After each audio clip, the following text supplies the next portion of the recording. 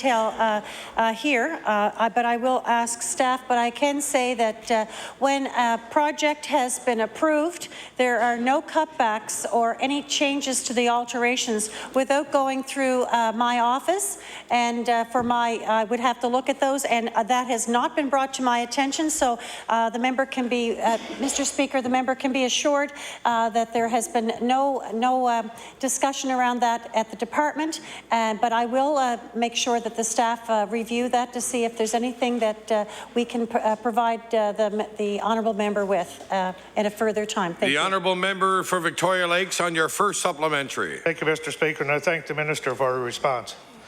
Mr. Speaker, the plans for the project were originally presented to the school community in November of 2009. In March of 2011, revised plans were presented that would create a reduction of classroom space in the junior high and the elementary wings. Also, the concerned community members believe the improvements to the elementary wing are now purely cosmetic and no longer encompass the needed renovations. So, Mr. Speaker, my question again through you to the Minister: has the department created a band-aid solution to cut costs, or is it still committed to the renovations initially agreed to in its first plan? The Honourable Minister of Education. Thank you very much, Mr. Speaker, and I would like to assure the member opposite that when a project is agreed upon, that is the project that the community will be receiving. Mr. Speaker, the school boards are the ones that tell the Department of Education what alterations, repairs, what new projects need to be taking place in their community. So I don't have all of the detail, but I can tell Mr. Speaker, I will like to assure the member opposite that if the project was approved, that is the project that they are going to be receiving. Thank you. The honourable member for Victoria Lakes on your final supplementary. Thank you, Mr. Speaker, and again, thank you to the Minister for her assurance that this project will be, the renovations will take place as planned in 2009. But I do know that it was a department representative who presented the revised plans to the school community in March of 2011. Mr. Speaker, some parents believe the school is losing program space and that it will not receive the technological requirements it needs for the education in the 21st century. So my final supplementary, Mr. Speaker, through you to the Minister, is what assurance can the Minister give that the school will not lose program space and it will get the technology requirement it needs? The Honourable Minister of Education. Thank you very much, Mr. Speaker. You know, it's very, very important that when we are doing our renovations and alterations in a school that we meet the needs of our students. And the needs of our students have changed significantly over the last number of years. And technology is a component that we need to making sure that our schools, when they do get their renovations, that they're up to date. So I would like to assure the member through you that I will go back to the department and I will personally review this file just to make sure that everything is in place that school needs. But I would like to say that everything is based on making sure that our children get the best, healthiest, safe, and technologically updated program space that is absolutely needed in their community. And that I will stand here and promise the member that we are going to make sure that we deliver the absolute best spaces when we renovate for our students. Thank you. The honourable member for Richmond. Mr. Speaker, this NDP government increased taxes in Nova Scotia by hiking the costs of 1,400 user fees. While Nova Scotians expect to be charged the costs of delivery of a service by government, any additional costs is clearly a tax grab. The Department of Justice has increased the fees for dozens of services provided by the department. So my question is, will the Minister of Justice advise the House what analysis was carried out by his department to justify this increase in fees? The Honourable Minister of Justice. Thank you, Mr. Speaker, and I wish to thank the member for the question. I was feeling lonely and feeling dejected. I was actually almost snoozing away at some of the answers. However, but I do thank you.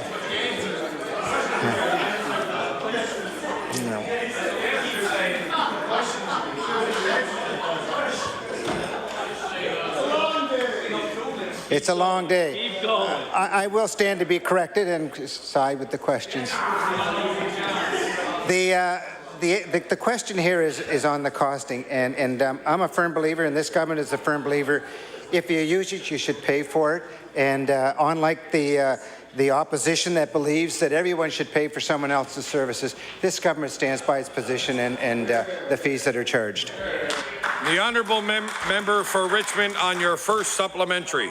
Well, I understand the minister may have been snoozing when I said in my question that Nova Scotians expect to pay the cost of delivering the service by government.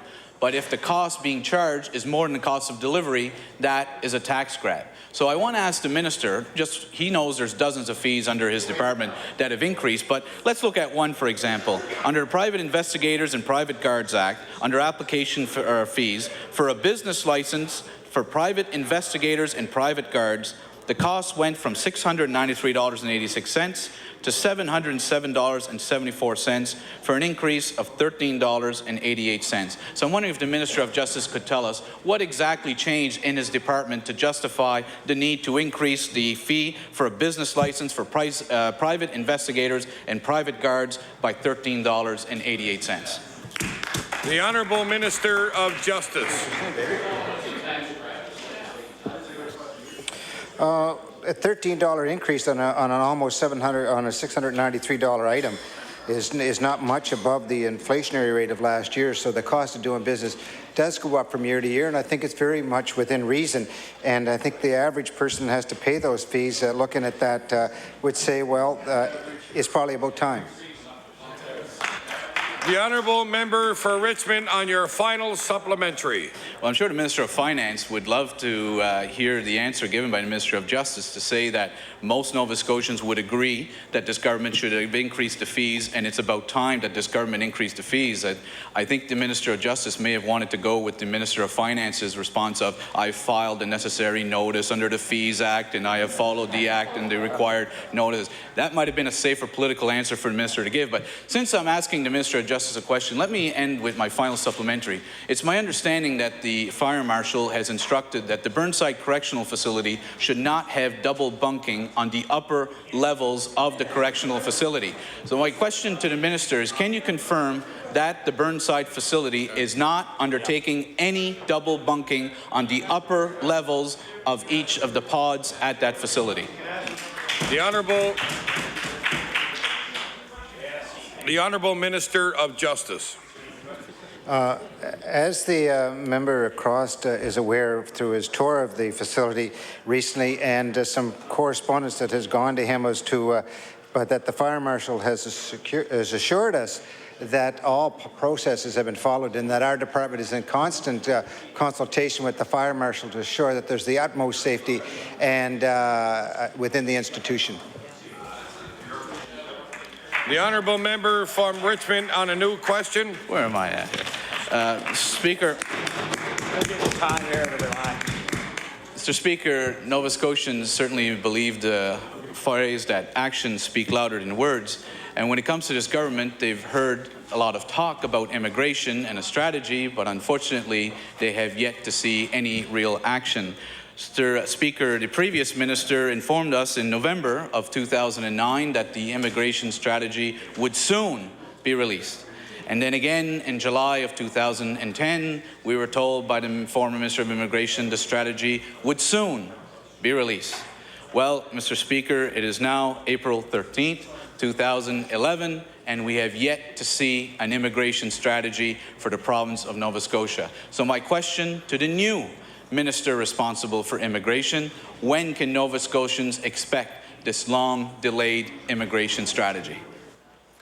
The Honourable Minister of Labour and Advanced Education. Thank you, Mr. Speaker. I can only repeat the answer that the Premier gave earlier today. Still over there, aren't you? Soon, very soon. We're taking our time. We're in the very final stages of a consultation and developing the details. I think the citizens of Nova Scotia will be very pleased with the results. Thank you. The honourable member for Richmond on your first supplementary.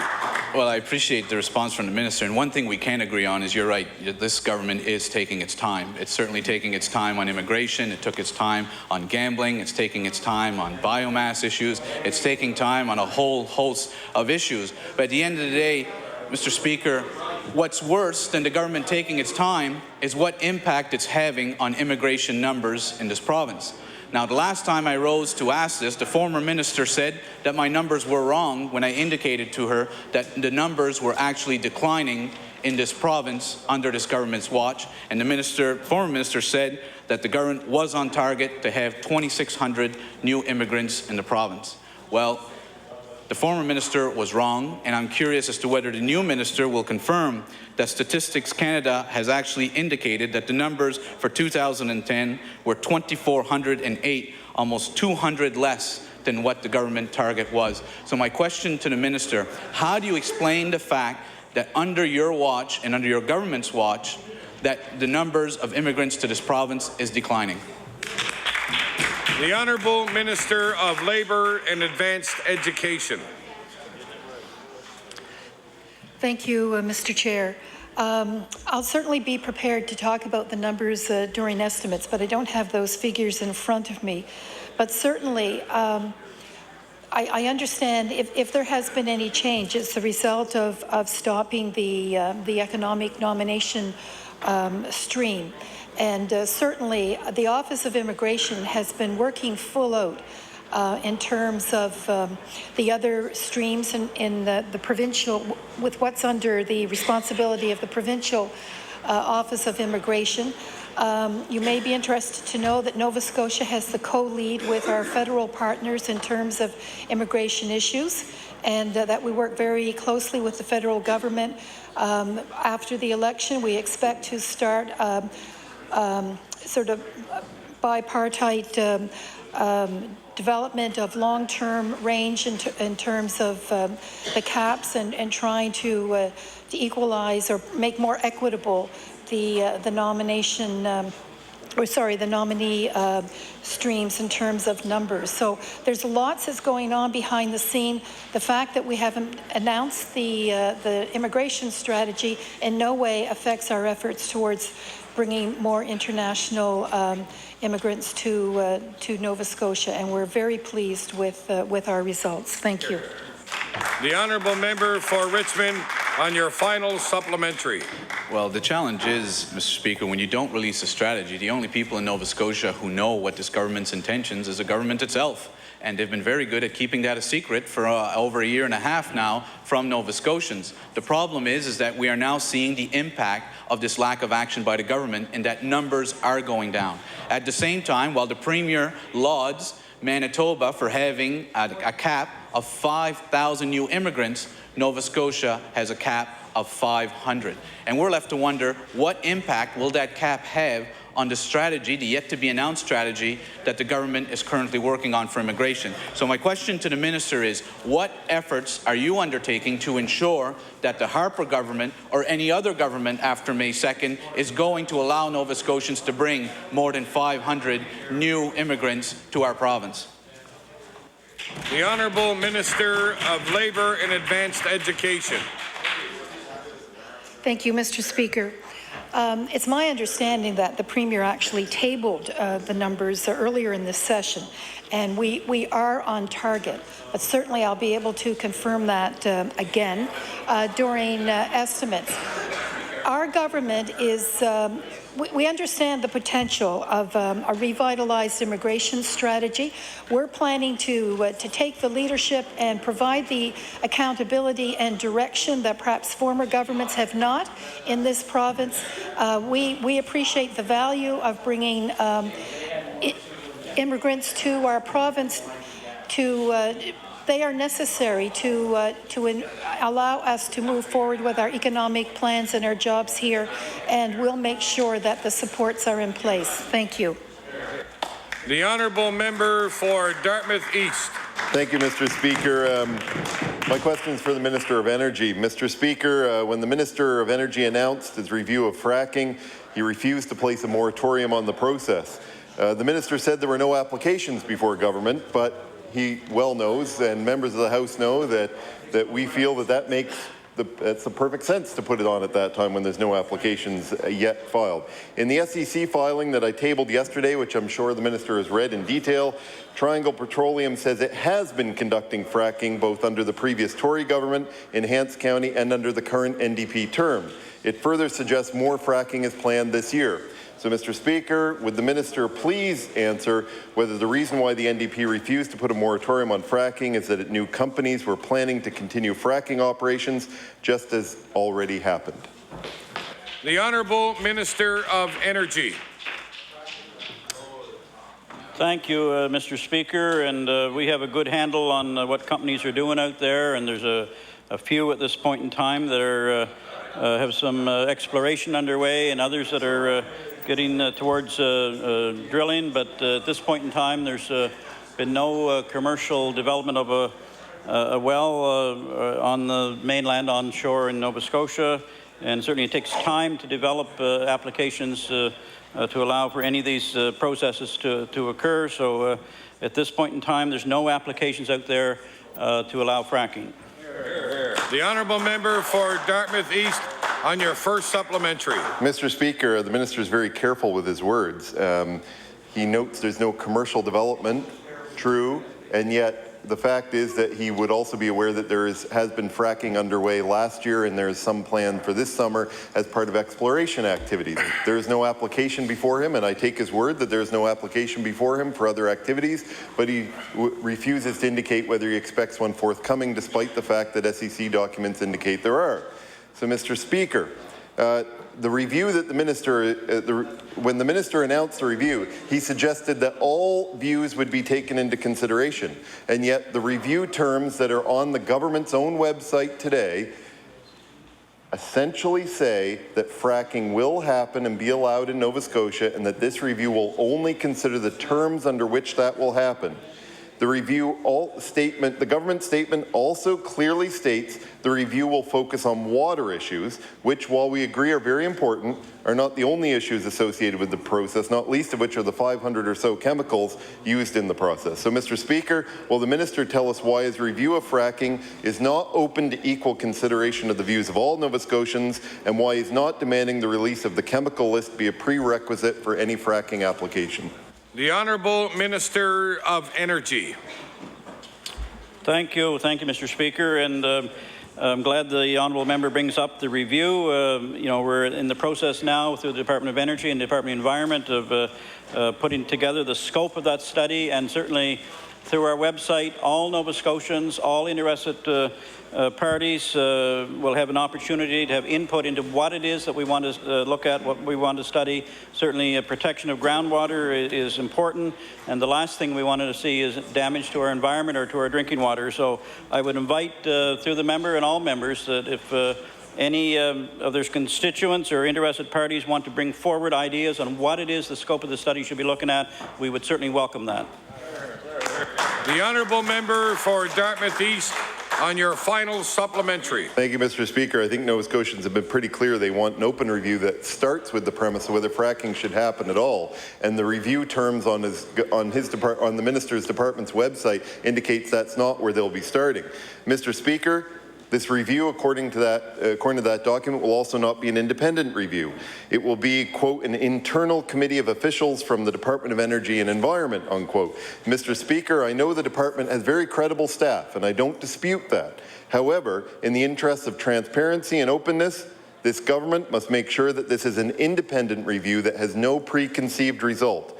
And Mr. Speaker, many of the staff that will be part of this review have already sent letters to constituents throughout Nova Scotia indicating that they believe the process is already safe. So, Mr. Speaker, will the minister agree to replace his stated review with a truly independent review of fracking in Nova Scotia? The Honourable Minister of Energy. Thank you, Mr. Speaker. We have some very qualified people in the Department of Energy, in the Department of the Environment, and if necessary, we're willing to call in experts on any particular topic to get advice. But really, in the end, we're looking for the best practices the best possible protection for drinking water and for our environment. And during the period of the review, there's no applications for any fracking, but we're listening to Nova Scotians, and the people of the province will have two opportunities, certainly during the scope. We want their ideas on what it is that should be studied, and certainly before any regulations go forward, we'll ask again for the input from Nova Scotians. The honourable member for Inverness. Mr. Speaker, my question is to Minister of the Public Service Commission. Mr. Speaker, this government has promised to save money by reducing 1,000 civil service positions over 4 years through attrition, yet this legislature has no evidence of progress to date. How can Nova Scotians take this NDP government serious about their promise to spend less when they have made no effort to achieve this commitment? The Honourable Minister of the Public Service Commission. To the contrary, Mr. Speaker, we've been working at it. We're reducing the size of the civil service, Mr. Speaker. We said we would reduce it by 1,000, and we will, Mr. Speaker. Thank you. The honourable member from Inverness on your first supplementary. Mr. Speaker, this opposition will hold government accountable for their promises. We know about 600 people leave the civil service every year for their own reasons. This expenditure restraint will not hurt anyone. It will mean better use of tax dollars. When are departments going to get hard numbers and targets for civil service reductions so they can get on with the job at hand? The Honourable Minister of the Public Service Commission. Thank you, Mr. Speaker. Mr. Speaker, as I answered in the first question, Mr. Speaker, that we are doing just that, and if they would let us get on with it, Mr. Speaker, we will lead, and we will make sure that people that there will be the vacancies we talked about, that we will move forward, that government will be in balance, and those 1,000 jobs will be gone. Thank you, Mr. Speaker. The Honourable Minister, the Honourable Member for Inverness on your final supplementary. Mr. Speaker, we'd be more than pleased if the government would get on with this. They've been in power now for 2 years and we've seen no evidence. And in fact, just this past week, I learned that in the Department of Service Nova Scotia that no FTE targets were set for the past year for reduction. And I'm sure if we asked other ministers in the legislature today, they would give us the same answer. How can the NDP be serious about their commitment when they are not directing departments to do it 2 years after they've been in this legislature? Minister of the Public Service Commission. Thank you, Mr. Speaker, but quite to the opposite, Mr. Speaker. We have been advising and telling departments to reduce where necessary. You know, Mr. Speaker, the problem is that we had a system that was broken. We inherited this system where there was departments that had empty FTEs that we had to corral, and we had to find out what was going on, Mr. Speaker. And their reaction, Mr. Speaker, the previous government and the Liberal governments, their idea of downsizing government was to attack employees and fire them and chase them out of the province. Mr. Speaker, what we're going to do, Mr. Speaker, what we're going to do is do it in a thoughtful way, and we're going to do attrition, and we're going to do it right, Mr. Speaker. The honourable member for Dartmouth East. Thank you, Mr. Speaker. My question is for the Minister of the Environment. He announced finally a water strategy close to deadline in December. Mr. Speaker, some of the strategy had actions that had to be taken immediately. Will he table in the House today the outcome of the action items which had to be taken immediately? The Honourable Minister of the Environment. Well, thank you very much, Mr. Chair. Mr. Speaker, through you to the member opposite, I want to thank the member opposite for bringing up this question. And really, we take this issue very seriously. And I just want to end on this here, is that the members opposite, including both opposition parties, actually talk about the environment. This party actually takes some action. Thank you very much. Order, please. The time allotted for question period is finished. I will now recognize the Honourable Government House Leader. Thank you, Mr. Speaker. On a point of order, Mr. Speaker, During the question period, the member from Richmond, when asking questions of the Minister of Justice in his second supplementary, certainly changed the whole view and subject matter of his questioning. So, Mr. Speaker, it's usually the history of this House, as long as I've been here, is that all questions had to be related. You can ask various ministers on the same subject, but it should be all related when you ask the same minister. So, Mr. Speaker, my point to you would be if you would look into that and see the veracity of it. Thank you. The Honourable House Leader for the Official Opposition, please. Thank you, Mr. Speaker. On the same point, the point raised by the Government House Leader, I don't know what history books he was looking at, but in the past, you're allowed to ask a minister anything you want, as long as it's related to the minister's, portfolio. The Honourable Member for Richmond. Speaker, I would simply point you and the Government House Leader to, I believe it was in the mid-2000s when the former member for Cape Breton-the Lakes sat as an independent member and was permitted a question on Opposition Day on Wednesdays. If I'm not mistaken, at the time he actually would ask a different question to different ministers. His first question, first supplementary and second supplementary. This question that I asked was to the Minister of Justice on a justice issue. It has been done before, and I have to say I'm actually surprised to see the NDP in government looking to block questions from the opposition.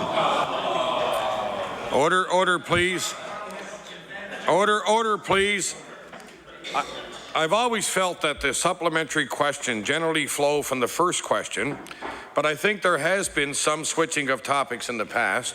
So I will take this under advisement and consult with my chief clerk and get back to you as soon as possible. I will now recognize the honourable member for Preston on a point of order. Thank you, Mr. Speaker. On a point of order, during my question to the Minister of Service Nova Scotia Municipal Affairs, he indicated that I should check the record in Hansard, that indeed he didn't say some of the things that I suggested in my question that he did. And in my hand here, I have Hansard from that time, and I would like to read from it and place it on the record. Order, please. That's not a point of order. It's a difference between two members. It's not a point of order. No, it's not a point of order. It is not a point of order. No, by no means. The Honourable Leader of the... no, before we go to the opposition business, I would like to remind everybody and advise the members in here, I just have some technical problems with some of our television broadcasts today. Our television staff replaced the malfunctioning equipment in time for us to go on air, but there's no captioning to identify those speaking. Yeah, so that's probably a good thing today. Those viewing on TV but those viewing on TV will already know that, so I just want to advise the members in here. So now I will recognize the honourable member for Kings West on a point of order. Yes, on a point of order. Thank you, Mr. Speaker. On a previous question period, I had asked the Minister of the Environment to provide the House with a breakdown of why the user fees for an environmental assessment went up by $300. And all he passed in today was a list of the fees, no explanation provided. And if he were truly environmentally conscious, he wouldn't have wasted the paper that he passed me today. That's not a point of order, and I'm going to tell you that I'm not going to recognize members pretty soon on those types of point of orders. That'll be the end of it today. I will now recognize the House Leader for the Official Opposition. Thank you very much, Mr. Speaker. Mr. Speaker, would you please call Resolution 280, and I would suggest, Mr. Speaker, that we take a minute off each one to get back on schedule. Okay. So Thank Resolution 280. Thank you. Resolution 280. The Honourable Member for Kings West. Thank you very much, Mr. Speaker, and I will first read Resolution 280. I know lots of times I hear from people that when you jump up and start in on a resolution, 280 doesn't mean a lot to many people who may be taking a look today. So, so I said, Mr. Speaker, I did this on behalf of the member for Richmond. And whereas the failed policy of gas regulation in Nova Scotia has resulted in higher prices at the pumps for consumers, has restricted the ability of retailers to compete for customers, and whereas while they were in opposition, both the Premier and the Minister of Finance said that it was taxing the tax on gas that was unfair and should be removed from the calculation of the final retail price Nova Scotians pay. And whereas now that the NDP are in power, they have broken yet another promise and are continuing to nickel and dime Nova Scotians at the pump. Therefore, be it resolved, all members of the House urge the nickel and dime party get their hands out of the pockets of Nova Scotians, take the tax off the tax at the pumps, and end their failed policy of gas regulation. Well, you know, Madam Speaker, since... Order, please. It's very difficult to hear. I think the chatter is getting a little too high. If I could ask to be mindful of that, please. The honourable member from Kings West. Thank you. Thank you, Madam Chair. And, you know, gas regulation, you know, is still a failed policy. It's just that the NDP decided to shield themselves from weekly or certainly monthly you know, hit back on this regulation by passing it on to the UARB to do the regulation. But we know that Nova Scotia taxpayers still pay a very high cost, in fact, more than it was done by the Department of Service Nova Scotia. And so, you know, it ensures that we don't get the most competitive price because, first of all, we're paying, it was close to $0.01 a litre for the administration for the weekly analysis of gas prices in order to set the price for a week. And that way the province calculates the final price at the pumps is unfair as it ensures an artificially high price by putting the HST on top of the flat motive fuel tax. And I'll just you know break that down. If we take a look at let's say let's use you know Amherst for example. Amherst seems to be a lightning rod for this whole issue because it's so close to OLAC, which I believe we also have some of the information for. So if we take the base wholesale price, which was the case on April the 8th, on April the 8th, the wholesale price 86.3, federal excise tax 10 cents, provincial tax 15.5, the wholesale selling price $1.11.8, the minimum margin was 4 cents, the maximum 5.5, subtotal of $1.15.8, and the HST of 15% gives us 17.4 for $1.33.2 cents. Now, if we take a look at removing the tax on tax, of course, the figures that I just gave you remain the same, except that the subtotal becomes $1.03.8.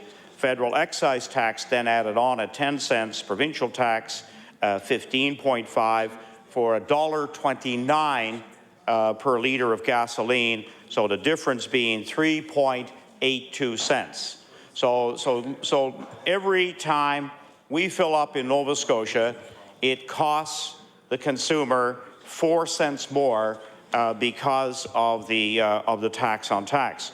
Now, Madam Speaker, you know, that is a significant impact. 4 cents on every litre of gas over the course of a year is in fact what causes some people, very low-income Nova Scotians, not to drive a vehicle at all.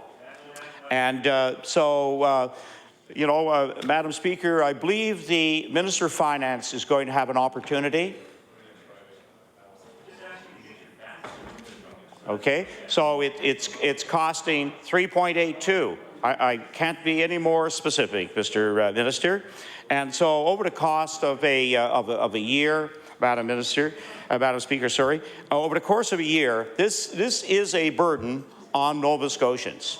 And as the overall price rises, of course, we know we're hearing each week how much of a burden it is, and in fact, which is a good from the point of view of people starting to carpool again. It's a good conservation measure, and we know that back on 2 or 3 occasions when gas went to $1.35, $1.40, $1.45, Nova Scotians had to take quick action because when they looked at the cost of getting to and from work, the impact on their weekly income or monthly income, it was having a substantial effect.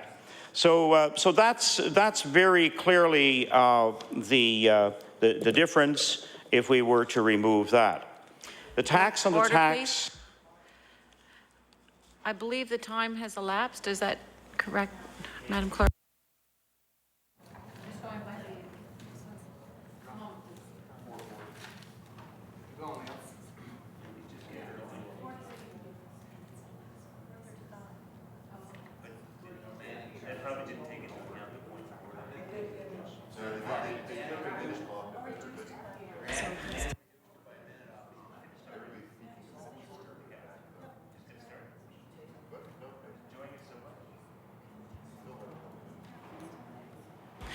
Forgive me, folks. I just had the numbers wrong here on the paperwork. So the honourable member for Kings West has the floor.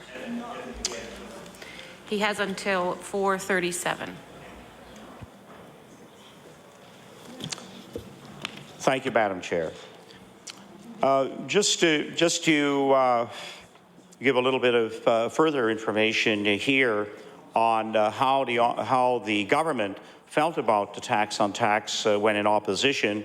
The tax on tax was always an immoral application of taxation powers, said the NDP leader, now the Premier, Daily News, August 19, 2005. That's a pretty powerful statement, and I'd like to repeat that.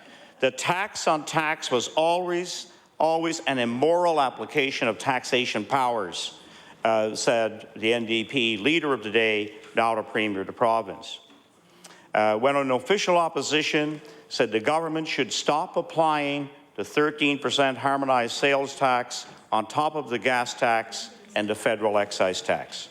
You essentially pay tax on tax, the Premier said. I think the Department of Finance, the last time I heard them talk about this, had this phrased. They called it a tax cascade, as if that's supposed to make us feel better about it. So the New Democrat said the HST should be put on the commodity price of gas instead, and that was reported in the Herald April 25th, 2008. So this is a tax that does remain. We know that the border experience highlights this, and in fact we were looking at coming up with new boundaries in Nova Scotia to deal with this troublesome difference in the price of gas between Nova Scotia border or close to border towns and what was experienced and what the experience is in New Brunswick. So we hope to get rid of the tax on tax. Thank you, Madam Chair. Thank you. The Honourable Minister for Service, Nova Scotia and Municipal Relations. Well, thank you, Madam Speaker. Very pleased to participate in this debate today. Appreciate this resolution coming forward by the Liberal caucus. I think they, in trying to get their facts straight on this, Madam Speaker, they forgot to mention it was a previous Liberal administration that actually placed the tax on the tax that they're complaining about.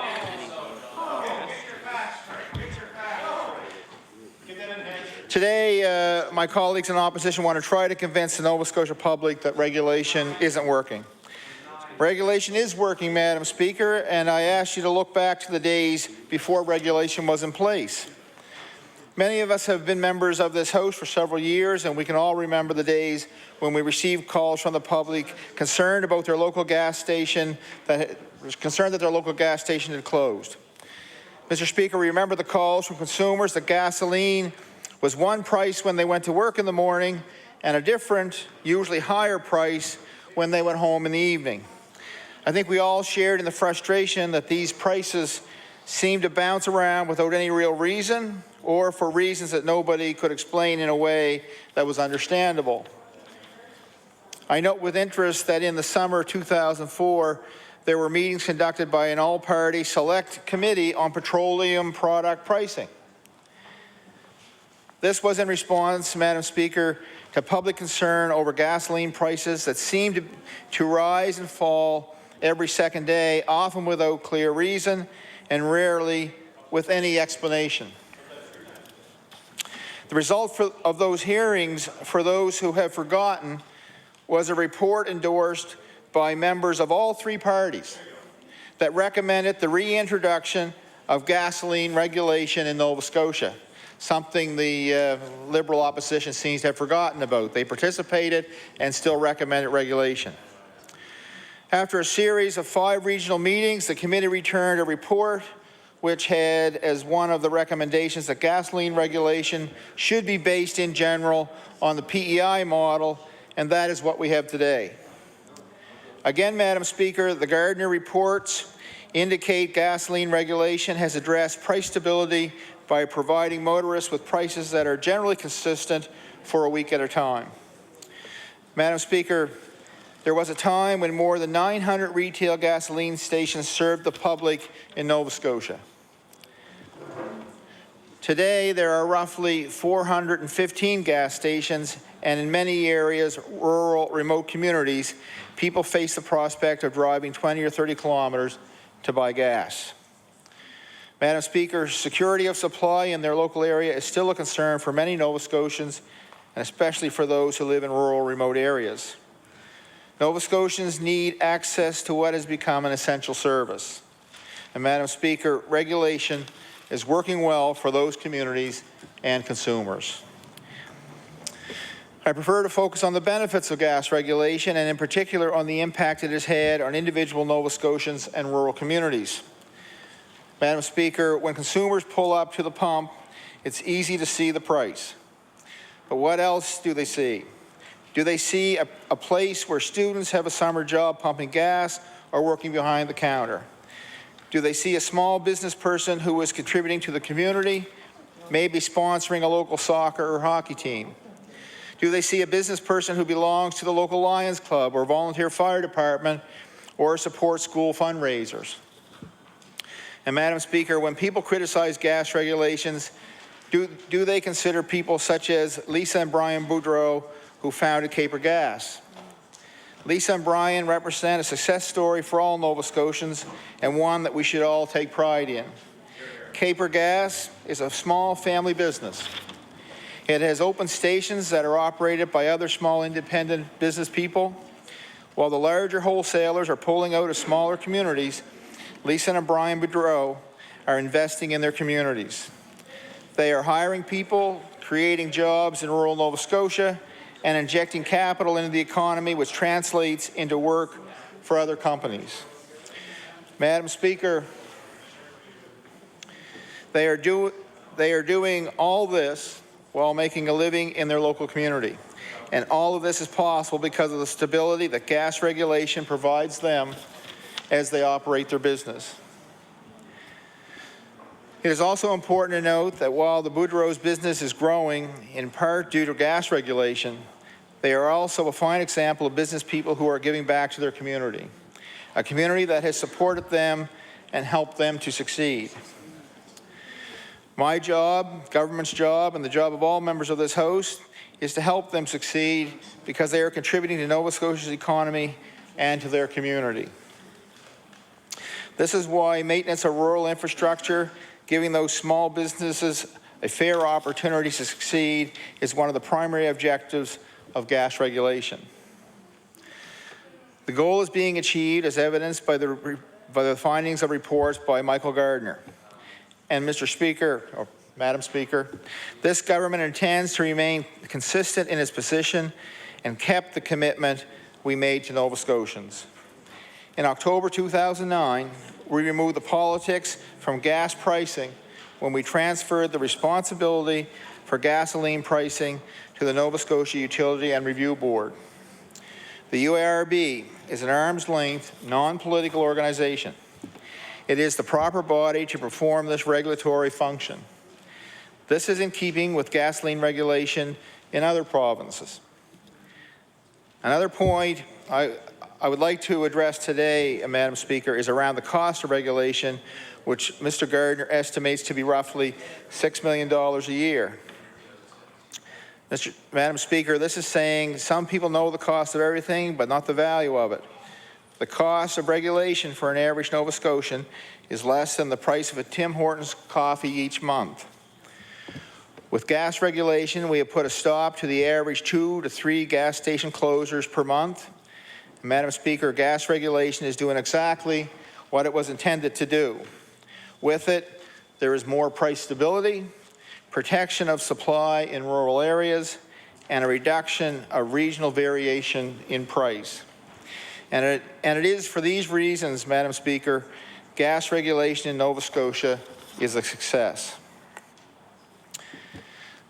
Gas regulation was not intended and never was intended to bring lower prices, but it was to address those 3 points I mentioned earlier.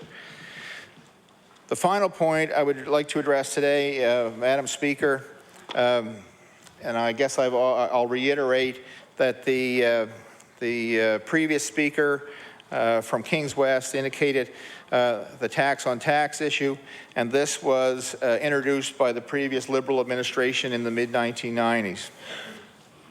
Madam Speaker, the sad reality is that the fiscal situation that we inherited, coupled with the duty to provide Nova Scotians with health care, education, community services, along with many others, makes tax cuts impossible if we are to get Nova Scotia back to balance.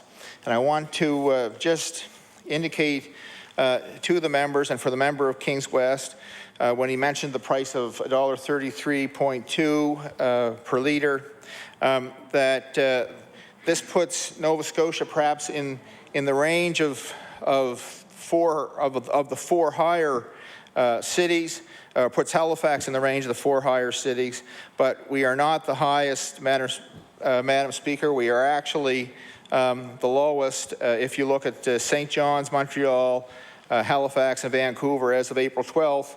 The 133.2 is the lowest of those 4, and that certainly is not to say that we're the lowest across the country, but Madam Speaker, the gas regulation has done what the government has expected it to do. It would be great if it could lower gasoline pricing, but where gasoline pricing starts on the New York spot, for us here in our formula, that is something that governments don't have any control over, and to deliver good service to Nova Scotia at a reasonable price. And the fact that there's no competition really in Nova Scotia for delivery really does make it necessary to regulate, Madam Speaker. So with those comments, I look forward to hear what my colleagues across the floor will have to say on this topic. Thanks very much. I now recognize the honourable member for Inverness. Thank you, Madam Speaker. And I rise to speak on Resolution 280 with mixed feelings about the clauses put forward by the Liberal members of this House. We, the Progressive Conservative members of the House, believe that government should take the tax off tax when the budget is balanced. And we do believe that gas regulation has served Nova Scotians well for the purposes for which it was implemented. Now let's start with the tax on the tax. Now we say that the budget must be balanced first. And it's time that government gets on with balancing the budget.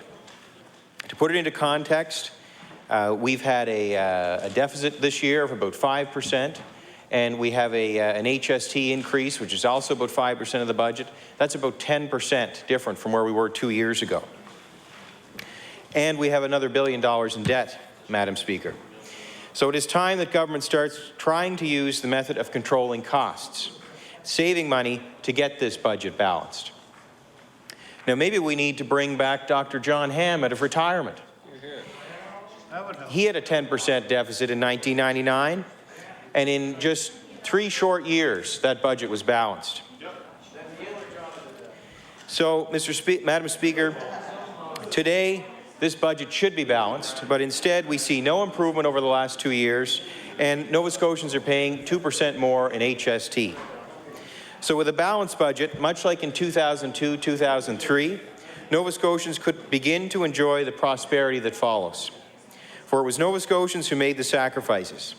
Now, if only we could have that same leadership today, we could enjoy that same prosperity again. And one of these things Nova Scotians could enjoy today with a balanced budget is a break on the money they pay when they fill up with fuel at a gas station. But Nova Scotians won't get to enjoy this break because this government chooses not to give it to them, even though they said they would while they were in opposition. And that's been established today during question period and in previous remarks here. But really, Madam Speaker, this is no different than what Canadians are faced with in the upcoming federal election.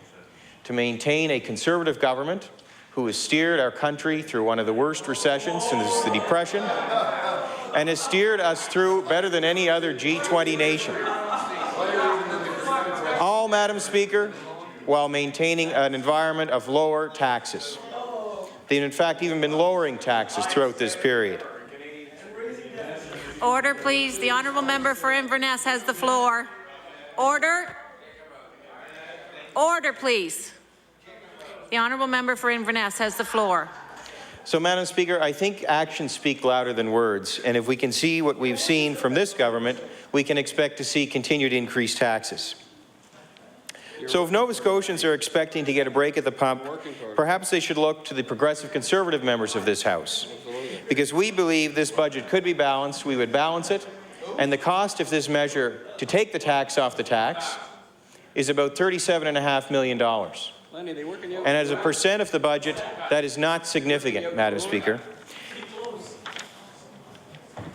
So note I say that after we balance the budget, and we will balance it before, actually I'll skip that part, Madam Speaker.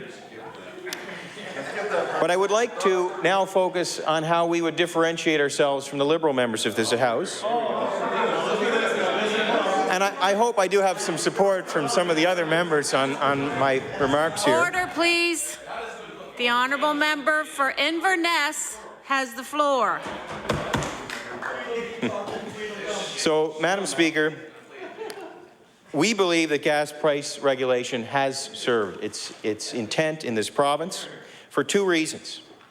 One, it has smoothed out the volatility in the price that Nova Scotians pay at the pump. And number 2, it supported the retailers of gasoline in rural Nova Scotia, ensuring Nova Scotians have access to gasoline close, either in their communities or close to the communities in which they live. And I know a rural retailer, Madam Speaker, who expressed to me in person that he would not be in business today if it were not for gas price regulation. Is that Caper Gas? And actually, it's not, Mr. Speaker. One of the members has referenced Caper Gas, but it's actually another retailer in a colleague of mine's constituency. And I felt very happy when I heard him say that, because there's a time when government made a change that worked for Nova Scotians. And my colleague is correct. It is the station he was thinking of as well. Mr. Speaker, Madam Speaker, this is significant. And I'm going to focus on this section for the rest of my remarks. I only have about 2 minutes left, but in 1997, I had a chance to visit Scotland. And I stayed with a farmer there, and he had to travel 60 miles to get gasoline. So he had another tank in the back of his truck, and every time he'd fill up that tank as well. We don't want to see that happen in Nova Scotia. And we believe that gas price regulation can help. Now, Madam Speaker, we've seen in North America a trend where much of the profit in gasoline sales is taken before the retailer gets the product. Many retailers are owned by big oil and gas companies and refiners, and they use retail outlets to sell gasoline, sometimes as a loss leader, to attract business into their convenience stores. And I can think of a particular company that's done very well at this, and we can't begrudge them for this, but because they're doing what they're supposed to be doing, earning profits for their shareholders. But Mr. Speaker, or Madam Speaker, what we have to look out for in this legislation is security of supply for Nova Scotians in rural areas. And I think we need to be looking at protecting these rural retailers by carving out a reasonable margin for them, much like we do with Nova Scotia Power, who provides us with electricity and energy for our homes. We need to be looking at a similar measure to protect rural retailers, and gas price regulation provides us an avenue to do that. Madam Chair, with those remarks, I conclude my... how much time do I have left, Madam Speaker? You have until 4:57. Have until 4:57. If you'd like to take it. If not, we can... Well, Madam Chair, since I do have a couple of more minutes, we do know that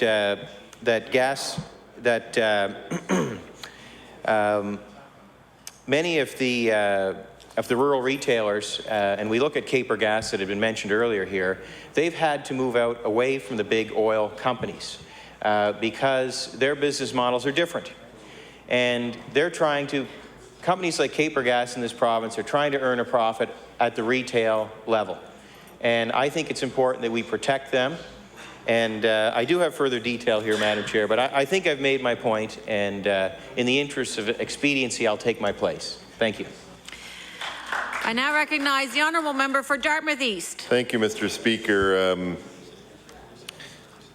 I don't want to get into a federal election debate, but let me just say I find it amusing that the third party is defending Harper, Prime Minister Harper, or the Prime Minister, no, I could try here, at the time that, and then goes on into a defense of regulation when that particular Prime Minister is actually against the regulation of private industries and business. It's sort of, I don't think the Prime Minister would actually agree with the honourable member's remarks, which makes it rather interesting.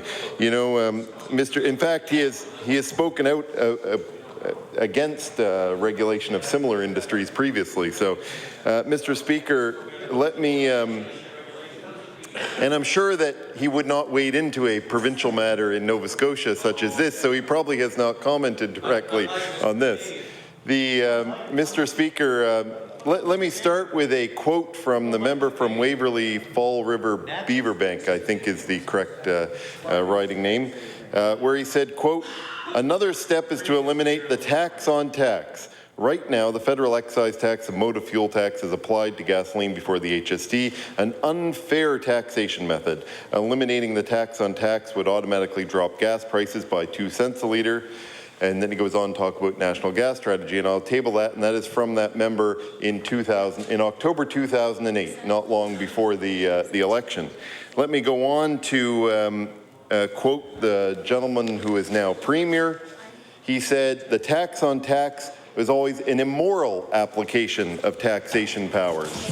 That was the member for Cole Harbour. He went on to say that the NDP not only wants to eliminate the tax on tax, but wants to drop the GST from fuel purchases entirely, which actually goes even further than what we are suggesting, Mr. Speaker. And so I must question that if the member for Cole Harbour was so sure just not long before the last election that that tax was an immoral tax, that one of his first actions, and that was his own words, an immoral tax, that would be one of the first things that he would find it necessary to remove and deal with it elsewise. Because, Mr. Speaker, the government, the NDP, did make other decisions on other taxes and fees that it felt were wrong. And so, Mr. Speaker, immoral is probably the strongest language he used to describe any of the taxes, and yet that was the one he did not remove. Mr. Speaker, there has been some talk about whether regulation in fact saves local gas stations, and this is certainly a debatable issue, because even the retailers themselves, and there's two reasons for that. One, the retailers themselves have indicated that most of the ones that would have been saved were already closed by time regulation started. Second of all, they've now come and said actually regulation is not working, and they've made an application to the URB for a 2.5-cent increase in their margin on the basis in their filing that the regulation system and structure at the moment is not working for them and is not protecting them, so they want an increase. So do I take from that that the government and the third party will be at that hearing advocating in favor of further higher gas prices, since those retailers have said it will only work for them if they get another 2.5 cents? Mr. Speaker, furthermore, this government approved something which we were perfectly happy with, was the approval of gas coupons. And Mr. Speaker, gas coupons actually flies in the face of regulation, and the very gas stations, including Caper Gas, which was mentioned by the minister in his remarks, actually came out and said that gas coupons make the whole regulation process ridiculous, and yet the government approved it. So they either support the idea that these gas stations are promoting, or they don't. It appears they're trying to have it both ways, Mr. Speaker. We certainly supported having coupons from retailers and discounts available for gas pricing, because we don't support regulation. Yet this government seemed to try and have it both ways. Mr. Speaker, the whole argument for regulation at the time was that that the gas prices should be predictable, and we heard the minister allude to that the price changes once a week. Well, originally it was once every 2 weeks, if I recall correctly. Now it's once every week. You know, Madam Speaker, sorry about that. Madam Speaker, my apologies for that, because I probably used Mr. Speaker a couple of times without thinking about it, and I do apologize for that. Madam Speaker, the regulated price, of course, goes up or down once a week, but if in fact it was a truly transparent system, then when all the various media outlets make their calculation of what's going to happen on Friday with gas prices, you would expect that would happen, that they would be correct. Yet how many times have we seen lately where the price actually increases when the prediction was for a decrease, or it decreases and there was prediction for an increase? Mr. Speaker, that's because the system isn't as transparent as the government would like to make it out to be, and isn't as open and accessible to members of the public as the previous government had promised it would be. The minister in his remarks actually gave a higher number for the cost of regulation than I had thought it was, and so I'll take the minister's number. He said $6 million is the approximate cost to Nova Scotia taxpayers of regulation. And during question period today, the Minister of Finance and the Minister of Justice and perhaps another minister too, I'm not sure, indicated that they felt that the users should pay for the system, and that was their argument for the fees. They said it shouldn't be on the general rate, but they've just put $6 million on the general rate to cover gas regulation when not everybody in the province drives a car. So that doesn't make any sense. It flies in the face of the exact comments that members of this cabinet said during question period today. It's the exact opposite argument. They're trying to have it both ways, Madam Speaker.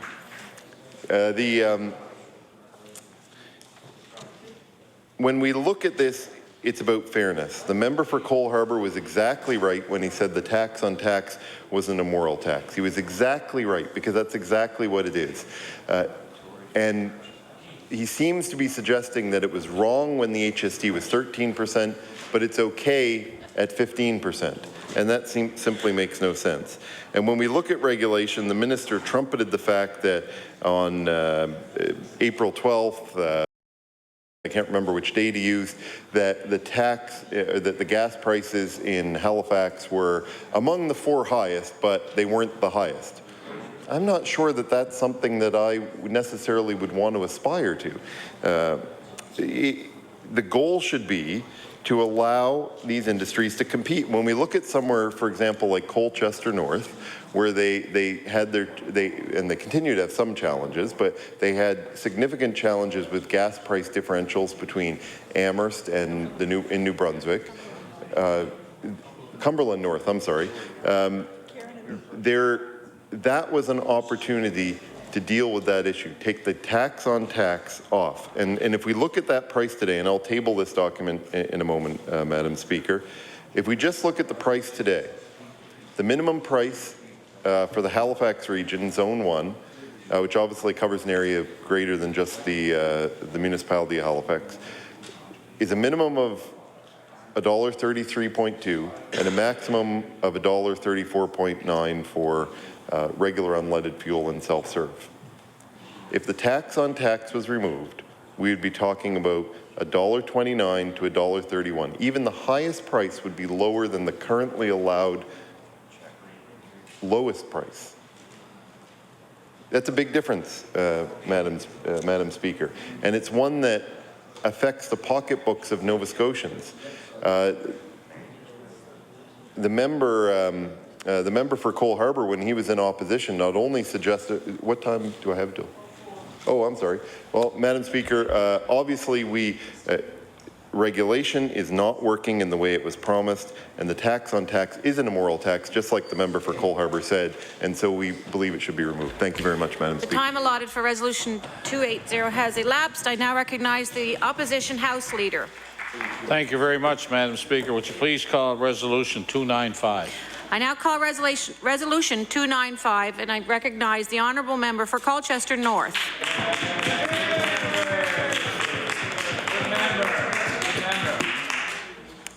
Thank you, Madam Chair. And I'm pleased to rise in my place today to speak to Resolution 295 and for the refreshing the memory of members here. I just want to read the therefore. Therefore, be it resolved that all members of the House ask the NDP government to stop balancing the books of this province on the backs of Nova Scotia students. And Madam Chair, this is not something new for us to speak about. It's not something new for me to stand and speak about. And I am pleased, on behalf of all of the students in our province, to be their voice here in the legislature. And I want us to talk a bit, Madam Speaker, about the decisions that have been made around the balancing the budget. And my comments are not to suggest that we should not balance the budget, but my comments are to suggest that there are ways that the books of this province could be balanced without the huge cuts to public school education that have been proposed by this government. One of the arguments that the Minister of Finance uses continually is to suggest that with declining enrollment, there should also be a corresponding decline in spending. And that myth, Madam Speaker, is just in fact that. It is a myth. Anyone who understands education and who knows what has happened in the public schools over the last 15 to 20 years would recognize that the composition of the classes has changed significantly. And even though there may be fewer students in our schools, the demands of those students have changed and have increased. A few things that have happened, Madam Speaker, that have caused that composition of the class to change began with the acceptance of the inclusion policy in our schools.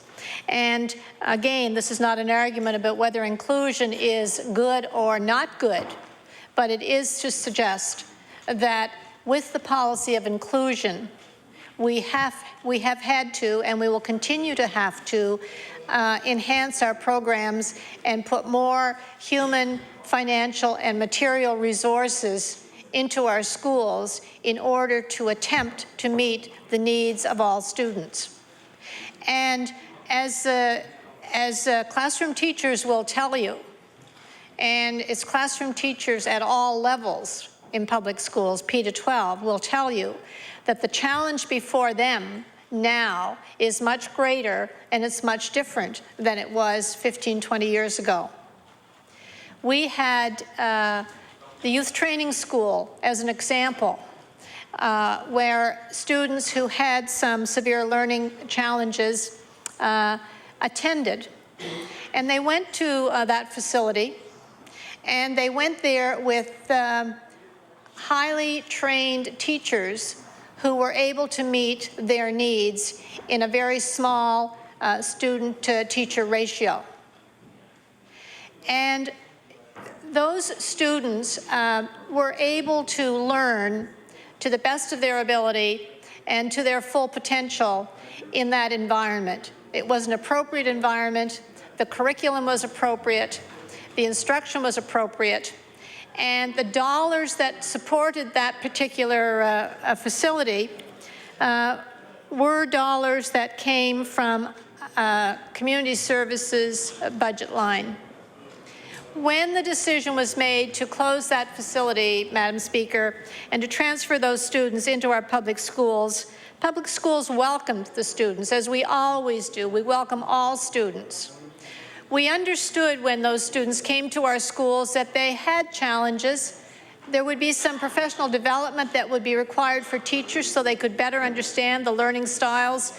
Every student, as we know, has a different learning style, and not all students respond to the same strategies. So there was a steep learning curve for many classroom teachers, but they took on that challenge, and because they wanted to be the best they could be and to provide the best for all students.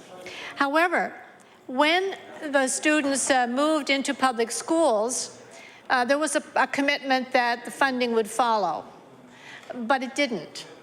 And after 2 years, all the responsibilities for funding programs and positions in our public schools fell under the Department of Education budget. So it immediately started to drive up the costs for public education. I raise that as an example. It's just one of many to help explain that the composition of the classroom has changed. Another decision that was made back in the 80s was a decision to close vocational schools. And I'm sure that the decision was based on some research, and it was based on some belief that it was the right thing to do. I want to talk about how that decision had an impact on the composition in the class and on the costs for education. Many students are more inclined to work with their hands, to be more skills-related vocations that they are interested in. And the vocational school provided an opportunity for them at the end of grade 9 to move into that kind of a program, Madam Speaker. With their closing, those students were less engaged, less attentive to the academic programs that were being provided in public schools, and many of them, Madam Speaker, dropped out of school. Bright young people who did not see any relevance in the courses that they were taking. And so, in order to respond to that, the Department of Education at the time began to look at how they could introduce some new programs which would help keep those students engaged, which would be meaningful, relevant, and keep those kids in school. And we have seen over the last 20 years a significant increase in the graduation rates of students in our public schools. And that's something of which everyone should be proud, and I'm sure everyone in this House is proud of the fact that we are providing programs that will allow more students to reach grade 12, to graduate. We know out in the workforce, if you present a resume to an employer and you don't have a grade 12 graduation certificate, you may not be the first person they want to hire. Most employers are looking for a minimum of a grade 12 graduation certificate. So we have been able to keep students in our schools so that they will reach grade 12, they will graduate, and then they have some choices. They don't have any obstacles in front of them for getting employment. You have to have your grade 12 graduation certificate to go on to post-secondary. So that is a critical piece, Madam Speaker, of providing opportunities for students, but it doesn't come without a price tag. Options and Opportunities is one of those programs that was introduced into our public schools to try to help students, as I said, who perhaps weren't fully engaged and didn't see the relevance of what they were studying in grades 10, 11, and 12. And Options and Opportunities has proven to be an extremely successful program. And I commend the minister. I know she, in estimates, indicated that she's very supportive of that and that the program would be expanding. And that is absolutely essential if we are going to hold those kids and have a meaningful program for them. As we know, those students are given an automatic seat into the community college, so it's a seamless transition for them. And some of the barriers that were there in the past that might have hindered their progress have been taken down. The other thing that we've done is to look at career explorations, which again is an opportunity for students to explore beyond the academics and yet still graduate with a grade 12 certificate. And for those students, they have the ability to earn some of their credits, some of their hours towards their Red Seal. So all of those programs that I've mentioned, Madam Speaker, are what has driven the cost of public education up. And therefore, I think it's very unfair for this government to suggest that in order to balance the books, they have to reduce funding for public education. It will not work. Thank you, Madam Speaker. The Honourable Minister of Education. Thank you very much, Madam Speaker. Well, I welcome the opportunity to speak this afternoon in support of public education, and specifically the challenges we face in protecting the most vital of public services. Education is a priority of my government. It underpins two of our other key commitments, growing the economy and jobs. Every child deserves a quality education. Every Nova Scotian family puts their trust in public schools to provide their children the resources they need to develop literacy in language, math, science, social studies, and others, and to become critical thinkers and to be engaged citizens. It's an investment government is working to safeguard. Madam Speaker, this government's vision for the future is a public school system that is well-funded, nimble and responsive to the needs of students and their families and the demands of an ever-changing workforce. And that's why decisions are needed now. Viability and effectiveness of public education long into the future. Now, Nova Scotia has had and is having a demographic shift. We have an aging population, and we have fewer and fewer children enrolling in our schools. The decision we make today must be realistic and position the students and the province for success. Reducing our spending and investing in important services like education is not incompatible with each other, Madam Speaker. Demographics are driving necessary change, which will result in a strong, modern, streamlined model for the future.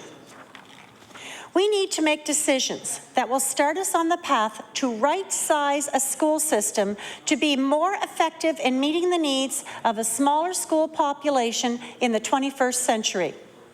We need to examine all of the possibilities, such as expanding use of online learning distance education, streamline course options to better engage students, and to make better use of our school infrastructure, just to name a few. Madam Speaker, we have 128,000 students in 426 schools across Nova Scotia. Now, over the past decade, and I want that word to be very clear, decade, student enrollments have dropped almost 30,000 students. At the same time, spending increased by more than 40%, and administration grew by almost 20%.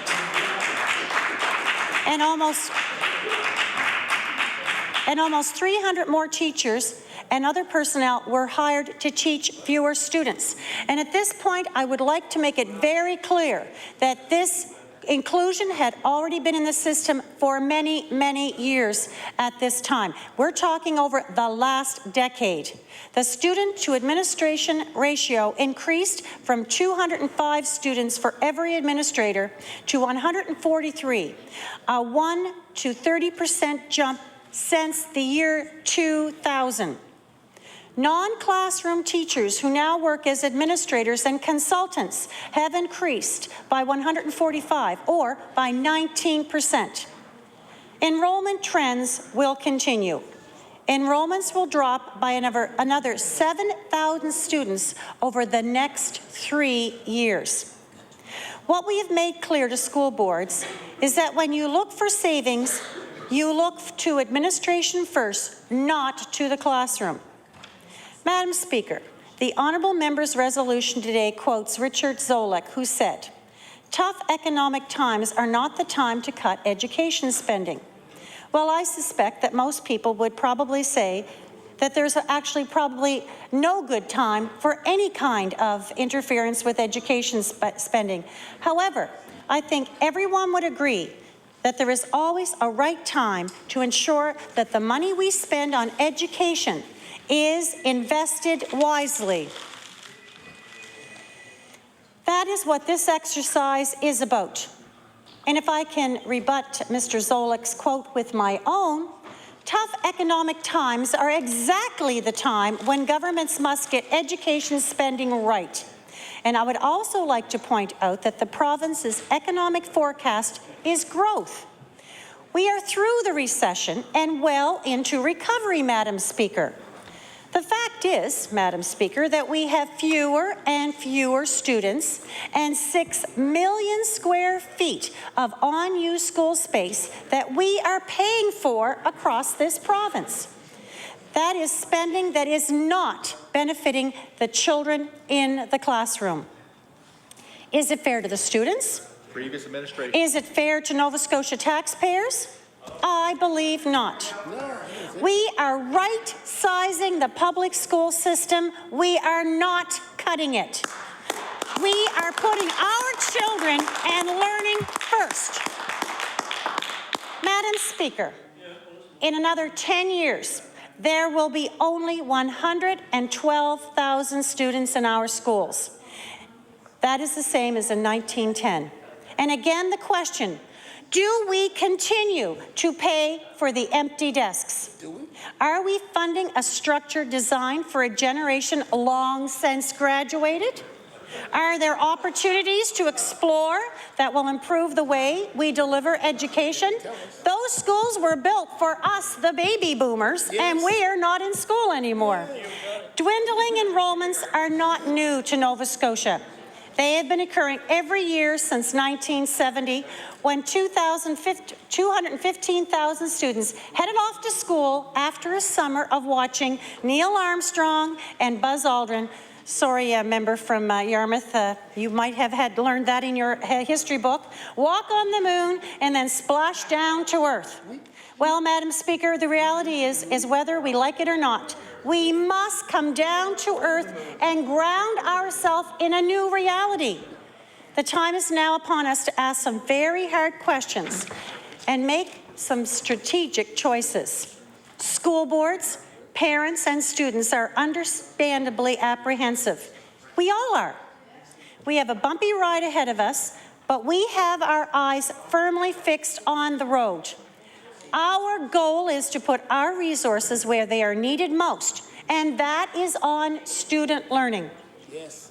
I am confident the funding we are providing boards will result in realistic budgets that will ensure a strong public school system and protect what is most important in the classroom.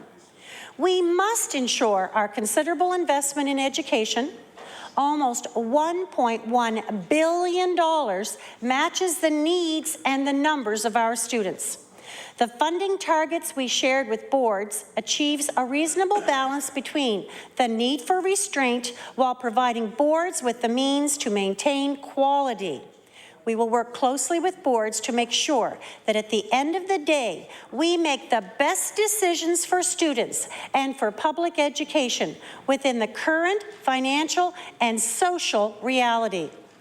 We will work together to resolve this and to work with the best interest of the children in this province. Student success and quality education come first. Hear, hear. How many more minutes do I have, Madam Speaker? About 1.5. 1.5. I just wanted to make a comment that having had the honor of being a teacher in the system for a 30-year period, I was in the school system when our schools were being built, and to tell you the truth, they were busting at the seams. They built a new school in my area, and within 2 years, you build a new school, they will come. The school ended up having to put portables in. As the day that I walked out of the school to run for this very honorable position in this legislature, we had empty classrooms throughout the school. We were using the school as a daycare center, which is an absolutely wonderful way to use our school facilities, by the way, Madam Speaker. But we had so much excess space available in our school. And we have to make sure that the decisions that we make are not funding for the empty spaces. We need the funding for the spaces that we have the children. That funding needs to go to the children we have in school now. Yes. Thank you, Madam Speaker. The honourable member for Argyle. Thank you very much, Madam Speaker, and it's my pleasure to stand and maybe speak a few moments on Resolution 295. And I'm sort of stuck in the middle of two great members of this House, very well-schooled individuals who have been teachers in our system for a very long time. And, you know, it's one... Well, you're like me. You didn't have all these great opportunities that these two had, but I want to sort of maybe boil it down just a little bit for the folks maybe watching this at home tonight. It's sort of the issue of well, if you only think two people are watching, why do we even bother doing this? I know there's a number of people that do watch this on a regular basis, and I'm glad that they do. But ultimately, Madam Speaker, you know, I have two children, of course, in the system. I have a wife that is a resource teacher, and it wasn't that long ago that I was in school and saw, you know, a change of a system. The change of a system. You know, I have the comparison of how school was dealt with when I was, because I'm an echo. I'm maybe not a baby boomer, but I'm an echo. When our schools, of course, were full. And to see full of what? The member for Hants East is really having a lot of fun with this one, and I appreciate that this evening, because this is a serious issue that we should not ever try to balance the budget on the backs of students. You know, the minister was very right in saying we need to be here about one thing, and that is about the student. And if we try to put the student at the top of the pyramid to understand, and I think from talks that we had in estimates earlier, was the issue of spending somewhere near $10,300 per student in our system. And if you end up working all that stuff back, you know, ultimately we need to find ways to maintain that level of funding, if not a little bit more. The theory that the NDP government takes on this one is that because over the 10-year period we've lost 30,000 students, but the funding, of course, continued to rise, is one that we started at the low end when it came to results. Because again, if we put the student at the top of our pyramid, we want them to succeed with marks and outcomes that allows them to move on into the next levels of their lives, whether it's post-secondary, whether it's the workforce, what have you. And what we had, Madam Speaker, is a system that was not responding to the needs of the workplace, of the post-secondary education. Our math skills were way down, our literacy skills were way down, our sciences were way down. But over the 10 years of losing children, if you want to say it, losing that school population, and trying to increase the funding so that we have results. We have results that our children can continue to succeed in a new and modern world. So I don't agree with the premise that is put forward by the NDP government that we have to start cutting back on that, because we're finally today seeing the results of those investments. Madam Speaker, it continues to happen over time. You know, a lot of investments that are put into a system are not seen for a number of years, whether that be in educating the educators, making sure that programs are the correct ones in place that are going to respond. And Madam Speaker, over the last 50 years, when the first modern education system was really put forward and put into practice, we haven't seen a lot of change to it.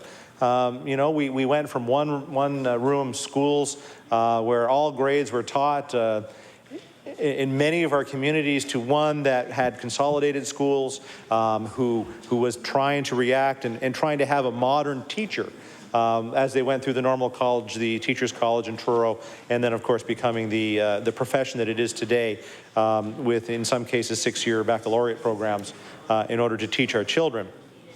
So to stand and say, you know, we need to find efficiencies, well, I can agree with that. If it says that we're going to find a new way to fund our education system, well, okay, I want to see the detail on it. I want to see the theoretical work. I want to see the data that supports cutting funding from an education system, because I don't necessarily believe it that if you cut, you're going to be making things more streamlined or more effective.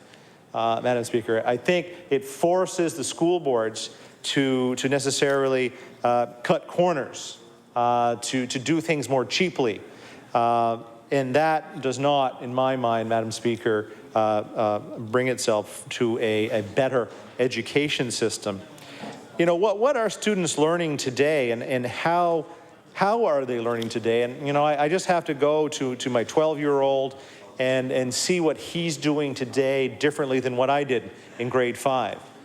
In grade 5, you know, even though I do remember my English courses, my French courses, my science courses, the issue today is they are talking about many other things. They're talking about how computers work, how media is working. They are learning about bullying. That, you know, that was a discussion that was never brought forward when I was a student.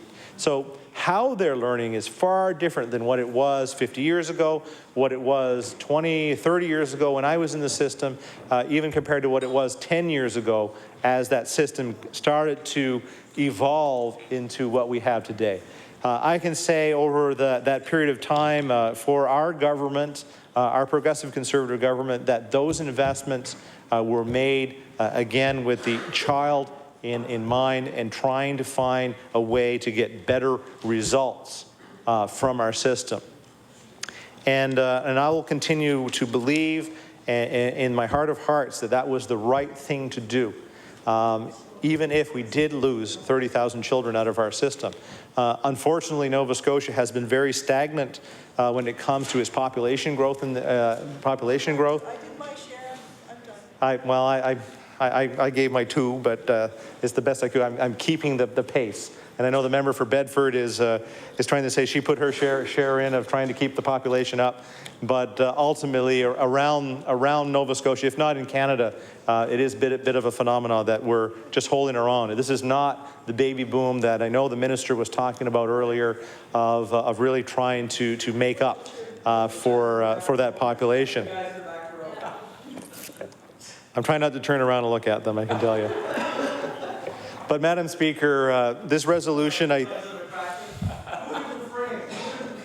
Madam Speaker, I think the member for Halifax Citadel really wants to say something. I know he really wants to say something, because I think he believes in his heart of hearts as well that cutting education is the wrong thing to do as well.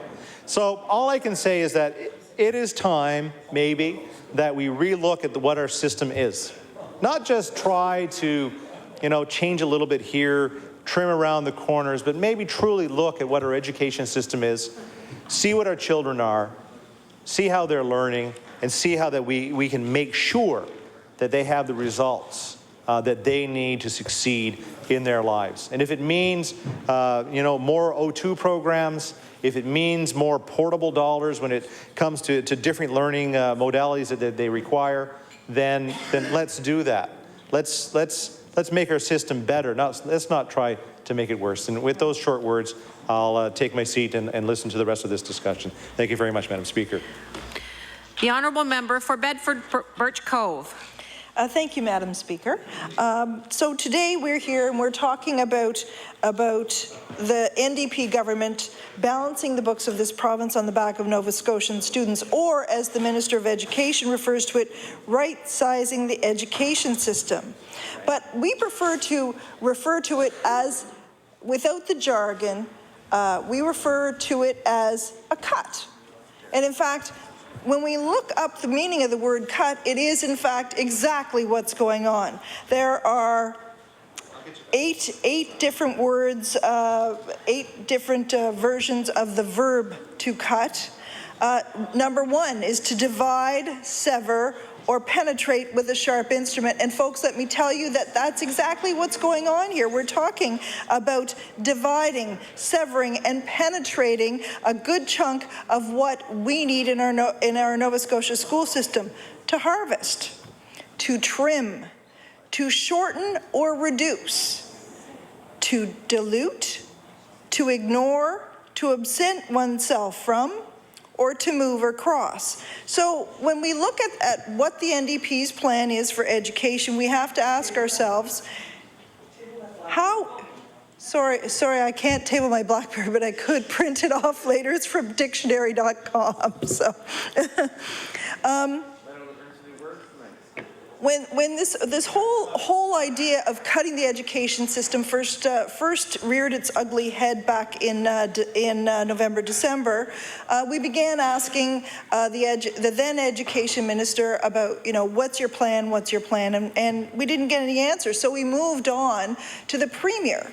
And I remember a day when the opposition leader said, "What is your plan for education?" And the premier answered, "We will balance the books." That was the plan for education. It had nothing to do with a quality education. It had nothing to do with raising kids who could read, raising kids who could do math. It had to do with balancing the books. Now, on that particular day, we were quite shocked at that answer. So the next day I asked the premier, given your sort of flip answer, really, what is your plan for education? And the premier repeated it again: "We will balance the books." And so it had nothing to do with quality education. It had everything to do with money. The minister says that demographics are driving change. And she's right. The demographics that they've chosen to focus on are driving the change that they've decided is going to happen. But what we don't know is which students' needs are not going to be met. In the 10 years where education spending went up, we saw changes in the education system. We saw capped class sizes. And as a parent, I saw an improvement in what was going on with my children in school. I have a daughter who's now 23, who's about to go off to law school in the fall. I have a daughter who's now 20, who's in her 3rd year at St. FX, and I have a son who's 14. We saw changes, positive changes, during that 10-year time. And I credit the former education minister, who is the member for Colchester North, for a good chunk of what went on during that time, because I think it was money that needed to be spent.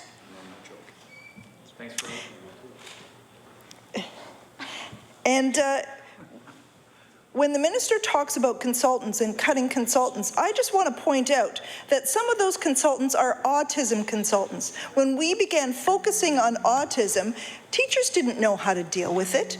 They did not have the training, so those consultants came in. That's how we do reading recovery. There are people there who are training teachers, who are overseeing teachers to do reading recovery. Teachers need specialized assistance, and if you cut that out, you're cutting out the quality control in the system. Back when my youngest daughter, my middle child, went off to primary, Halifax County School Board decided that it would experiment, that it would change primary from full days to half days. Now, her older sister, 2 years older, had benefited from going to school full day, and when our oldest daughter, when Kate came out of primary, she was reading books at an amazing rate. That first summer afterwards, she read 100 books at the local library. It was great. But when Nicole went, it was only half day. And when I first heard the announcement, I thought, okay, this is gonna be all right, because they're gonna have smaller classes, because classes had been growing exponentially since her sister had gone.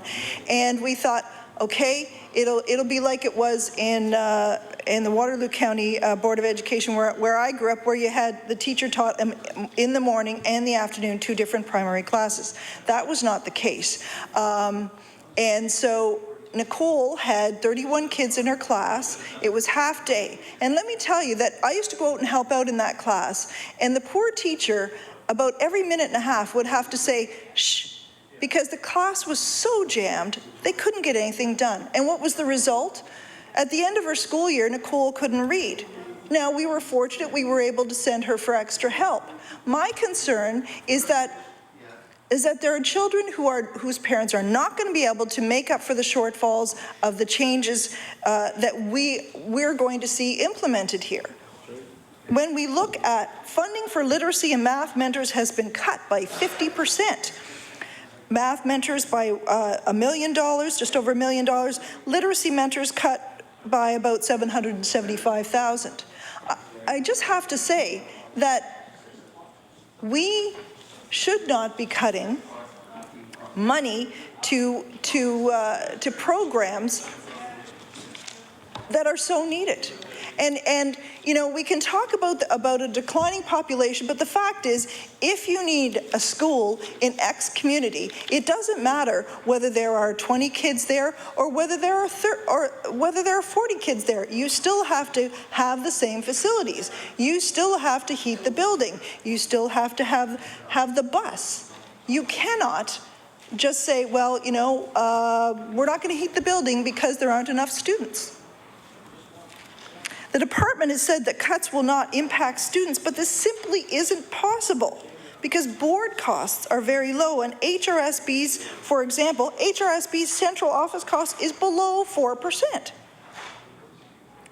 They could have used, they had a choice to paraphrase a former prime minister from a debate. You ma'am, you had a choice. You could have used $7.6 million from the surplus that just magically appeared. You could have left it in the education system, but that didn't happen. The South Shore Regional School Board took a 2.47% cut, according to the government, but in reality, this is a 4% cut when the cost pressures are added in. And the government doesn't like to talk about this, but even maintaining the status quo would have meant significant cost pressures. Negotiated salary increases negotiated by the government, upgrades to teacher licenses, inflationary increases in operating costs. If we look at the South Shore, for example, the regional school board there has been forced to cut library services, and this government hasn't given them a choice. The library school staff will be cut by half. School libraries will only be open half the week or less in many cases. And I can tell you, growing up, I spent all my free time in the library. I wasn't particularly athletically inclined, but it was a haven for me. And to not have, I could tell you the name of my school librarian from back then, Miss Dorothy Crusp. And you know, to not have Dorothy Crusps in schools, I think, is an error. Students will not be receiving the same literacy support they have received in the past. And we know that boards are doing far more than they've ever done before. They've increased special education challenge, legislative requirements, which, let's face it, comes from this place. That's not from the school board, that's from us. And we say that you have to do certain things, and now we're saying, well, we're not going to pay for it. Schools today in many areas have a diverse student population. And there are more supports to allow for greater student achievement and targeted government initiatives. All of that costs money. And so with those few remarks, I will just say that we have a choice. We can take money from the surplus and use it to help our students, or we can penalize them. But just remember, if we don't pay now, we're going to end up paying later. Order. The time allotted for Resolution 295 has expired. I now recognize the Opposition House Leader. Thank you, Madam Speaker. That completes Opposition Day business for today. I'll now turn it back to the government Government House Leader for tomorrow's agenda. Thank you. The Honourable Government House Leader. Thank you, Madam Speaker. Madam Speaker, after the daily routine and question period tomorrow, we will be going into supply debate, and after supply debate, if time permits, we will do public bills for second reading, and there will be bills number 7, the Justice Administration Amendment, Bill 13, the Pharmacy Act, Bill 15, the Electricity Act, Bill 17, the Fair Drug Pricing Act, Bill 19, Nova Scotia Business Incorporated Act, and Bill number 21, the Public Archives Act. So, Mr. Speaker, Madam Speaker, I wish now rise in this House to meet from the hours of 12 noon to 8 p.m. tomorrow. Thank you. The motion on the floor is that we now rise to meet again tomorrow, Thursday, April the 14th, between the hours of noon and 8 p.m. All in favour? Aye. Those opposed? The motion is carried. Order, please. It's now the moment. We're now arrived at the time of moment of interruption. Excuse me. I now call under Rule 5.5, as read earlier today, a resolution put forward by the honourable member for Waverley Fall River Beaverbank, and this reads: Therefore, be it resolved that all members of the House of Assembly recognize and congratulate this government for taking action toward achieving fairness and equity by working with African Nova Scotians in our province since June of 2009. Do I recognize him as a...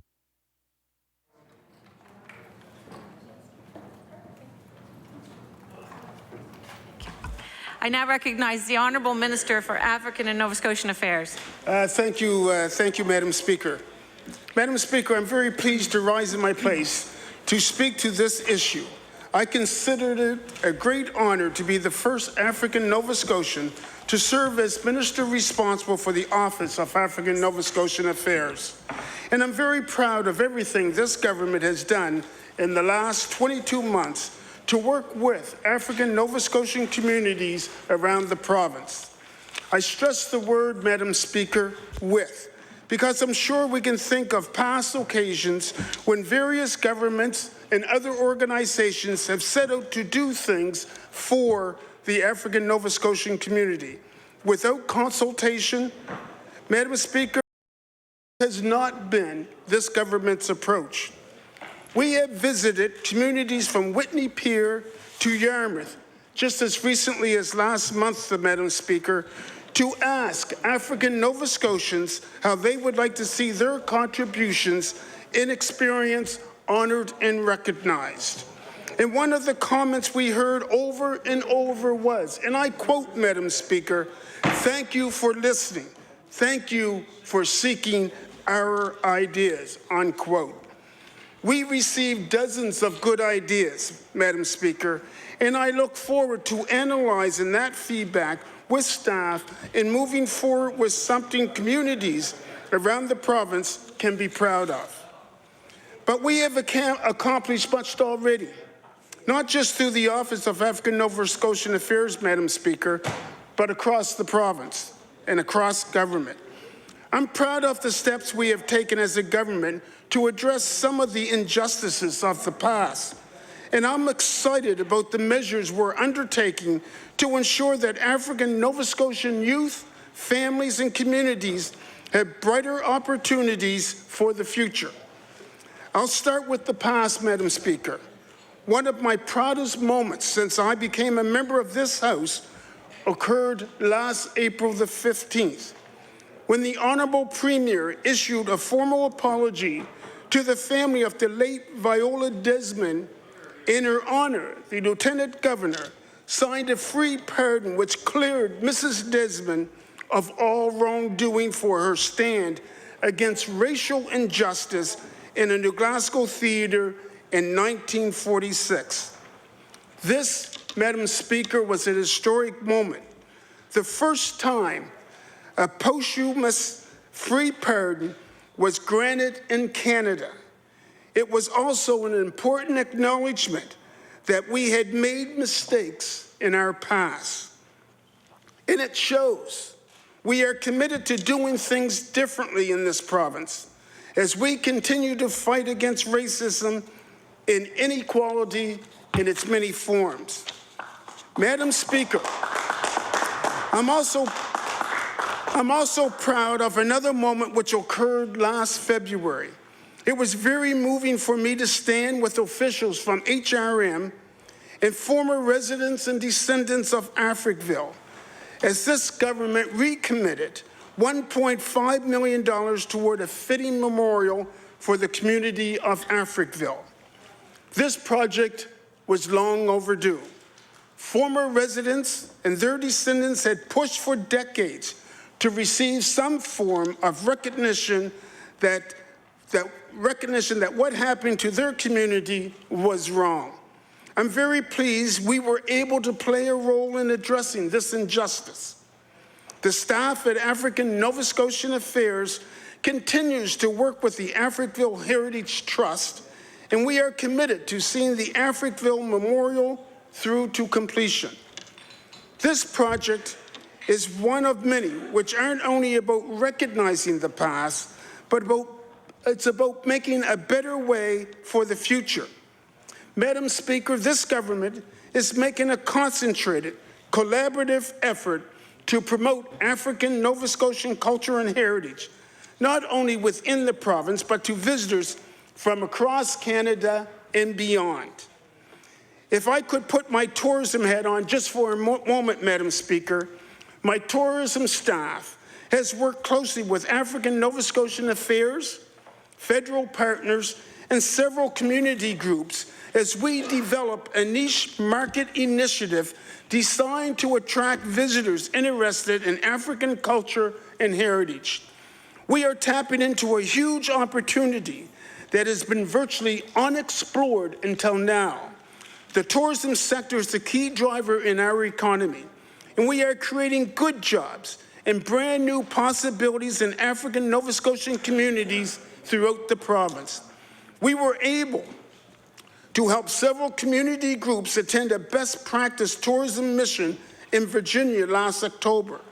We continue to work with and support organizations like the Africville Genealogy Society, the Black Business Initiative, the Black Employment Resource Center in Yarmouth, the Cumberland African Nova Scotian Association, the Glace Bay United Negro Improvement Association, the Black Lawless Heritage Society of Birchtown, and the Black Cultural Center, which this government has supported for more than hundreds of thousands of dollars in funding since 2009. Those are just a few of the organizations we work with, Madam Speaker. We've been able to introduce many of them to international heritage experts like John Franklin of the Smithsonian Institute and Edmund Molika, who have visited Nova Scotia in the past 4 months. And of course, Madam Speaker, I am extremely pleased that we will host the 7th International African Diaspora Heritage Trail Conference this coming September. This prestigious conference brings together government ministers, tourism operators, scholars, and cultural organizations like UNESCO and the Smithsonian. It has been held in the Caribbean and in Africa, but we, Halifax, Nova Scotia, will be the first host on continental North America. Madam Speaker, this is an opportunity to shine a world spotlight on African Nova Scotian culture and heritage. It will have a lasting effect that goes far beyond the end of the conference. We are investing in resources and opening doors that will benefit African Nova Scotian cultural sites and communities for years to come. There is so much more I could mention, Madam Speaker. I could talk about Skills Up, a new program from the Department of Labor and Advanced Education. Skills Up will help more than 300 African Nova Scotians over a 3-year period to develop the skills they need to attain good jobs. I could discuss our work with the Department of Health and Wellness and the Health Association of African Canadians. We are finding ways to ensure African Nova Scotians have access to health care services which address their needs in a culturally sensitive manner. I could talk about our partnerships with the Department of Justice. The department recently made a $15,000 investment in a display at the Black Cultural Center, which honors unsung heroes in the field of law enforcement and corrections. Mr. Speaker, I could go on. Madam Speaker, my apologies. I could go on. I think you get the message loud and clear, Madam Speaker. We have changed history. We are proud of that. I am proud of that. I'll close, Madam Speaker, by saying I truly believe we have shown great leadership in recognizing and honoring African heritage and culture, a leadership that extends beyond our provincial borders. In December, we had representatives from the United Nations congratulate us for the way we celebrated the launch of the International Year for People of African Descent. In the past 4 months alone, my office has fielded calls and emails from Vancouver, Los Angeles, Texas, all over the world, Madam Speaker. The list does go on. These are individuals who see what we're doing as we celebrate African Heritage Month, as we mark the International Year, and as we prepare to host the African Diaspora Conference. They're asking questions about Nova Scotia. In some cases, they're seeking our advice, and many of them are planning to visit this summer. Madam Speaker, we are making life better for African Nova Scotians and their families. We can't rest. We still have a ways to go. And we're putting our culture and our heritage on the global map. Thank you, Madam Speaker. The Honourable Member for Preston. Thank you, Madam Speaker, and it's with great pleasure I rise to speak on this very important topic. And first of all, I want to recognize the Minister for the contributions he and his department have made towards projects in my community, and it's in the Black community. And again, it is very much appreciated, and it does go a long way to preserving and improving the recognition of the very rich culture that African Nova Scotians should be celebrating. I've said in this House before, it's been a real privilege for me to work in a Black community, and the culture, I'm learning the culture every day, and so many wonderful people that have accomplished so much with very little recognition. And it's been very, very unfortunate over the years that that has been tolerated. And I'm glad to see that the government today is really moving forward to eliminate those problems. Wouldn't it be wonderful when in our province, as it should be in our province already, that we wouldn't have to worry about any organization, any group, any person with different sex, whatever the case may be, would have to worry about being not recognized for the person they are instead of the color of their skin or their sex or whatever the case may be. Maybe someday that will happen, and I hope it's sooner than later. And I believe the Minister has moved forward in a very positive way to indeed help that situation and move it forward. I'm also very pleased to see the Department of Education has accepted the recommendations of the reality check that was put forward in 2009 from the Black Report of 1994. There's many recommendations there that have had a very serious effect on my community. And I spoke again before about in the mid-70s, the community in East Preston, North Preston, and Cherrybrook took the province to court because the children in the black community were not getting a proper education. And that is in our lifetime. That's totally unacceptable. And I truly do believe that some of the difficulties we see in our community today can go right back to prior to 1970, when people didn't get an opportunity in a lot of cases to get a proper education in this province, something that everyone else took for granted. And indeed, today, it is everybody takes for granted and should take for granted, because that's the way it should be. You know, as we go through and we see what has happened in the past, hopefully we're learning more and more for the future. And the tourism that the minister talked about a few minutes ago is very exciting to me, because when you go in the community and you see the rich culture and the heritage that people from my community and from all over the province of African Nova Scotian descent have to offer people from outside of the province, it's incredible, absolutely incredible. And the hospitality they could offer and the things they can do. The only issue I have with that is, unfortunately, over the years, we haven't built the beds and breakfasts in the African Nova Scotian community that would be used to house people when they come to visit. Not only from African descent, but all descents, because I think it would be an enriching experience for anybody from anywhere in the world to come and enjoy this wonderful heritage and indeed the incredible hospitality in the community. And I would encourage the minister to really push this forward in every way you possibly can, because this is very important. As he indicated, tourism was one of the key economic drivers in the province. And with the Canadian dollar very high, and with other factors in the economy in the U.S. and some other areas of the world, people are more and more reluctant to travel. But if they were offered a truly cultural experience, they would reconsider. I'm sure they would. I recently visited the U.S., and I've seen a lot of people of African descent that I dealt with, and people that I'm sure would love to travel to Nova Scotia and find out what Nova Scotia is like and what the communities here I have to offer. People that have resources to do this. And I think if the government can really push this forward, I think it would create a lot of jobs in the community, good jobs, and jobs that people could really work and show their heritage and the culture that they enjoy so much.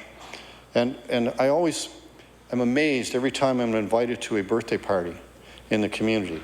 The whole community comes out, celebrates a very special birthday, whether it's a 65th birthday or a 100th birthday, the celebration is the same. In any other community I've ever represented, that seldom happens. It seldom happens.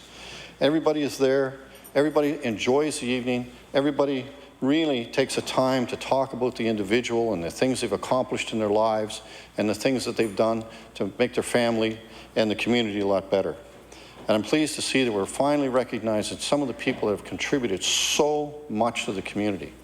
And really, in the past, never got recognized for it. And a lot of the things that have happened in Nova Scotia, indeed, have been from the African Nova Scotia community.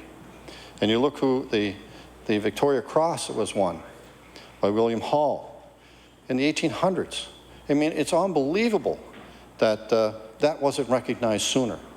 It's really unbelievable. And as you move forward and see the many things that are people in my community that I deal with every day, the things that they do, the trail they're building through Preston, it's incredible.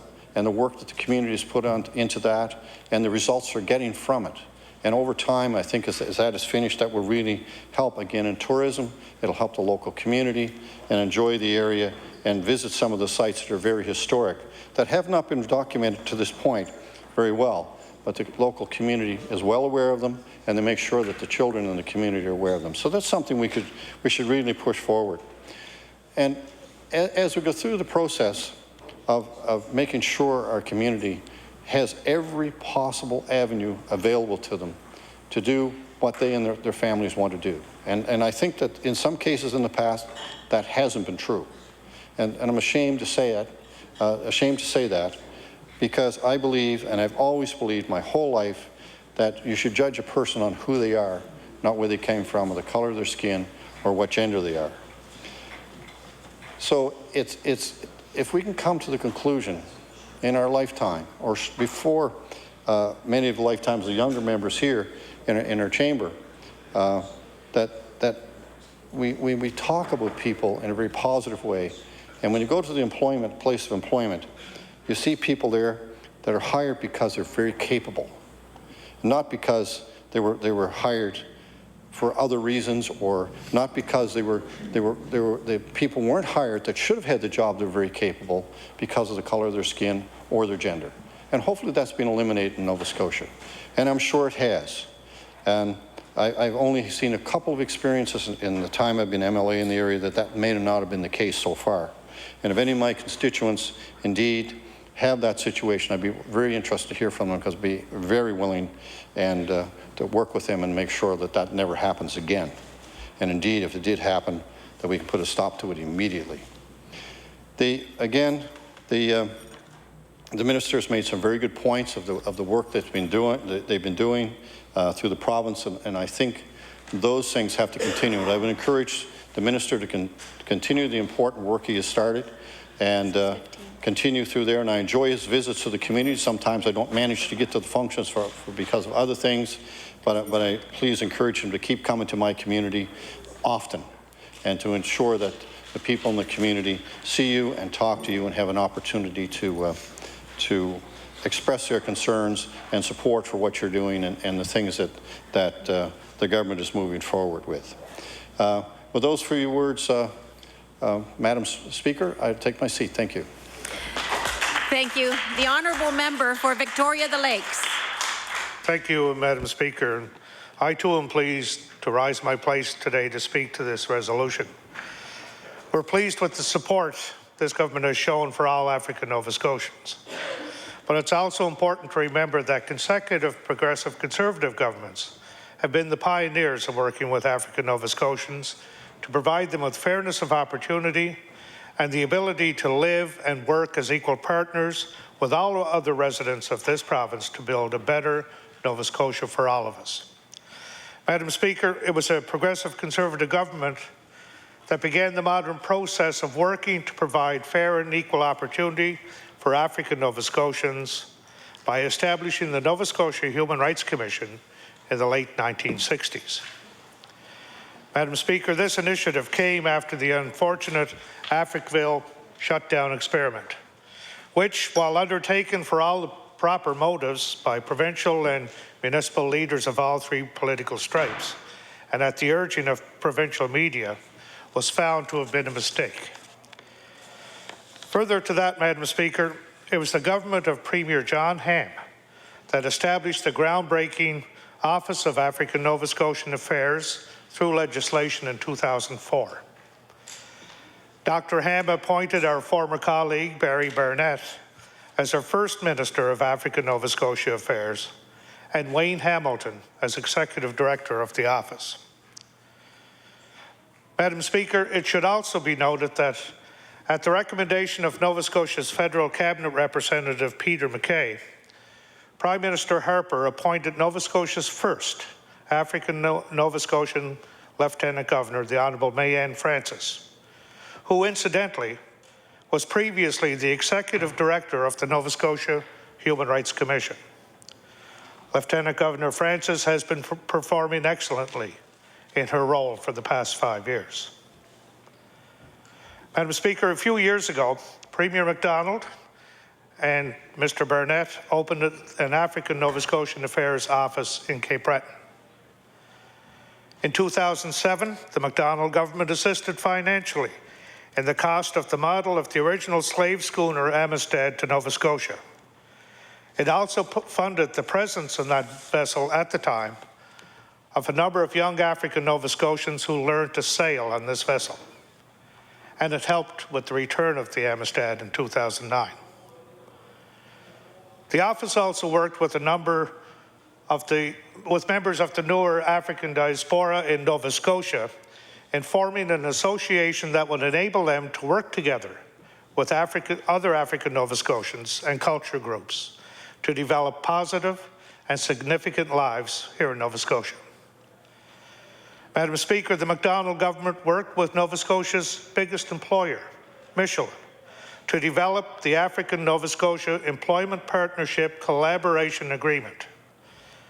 Through this agreement, Madam Speaker, Michelin works with government offices and departments, along with the Black Business Initiative, in developing programs and initiatives to provide opportunities for African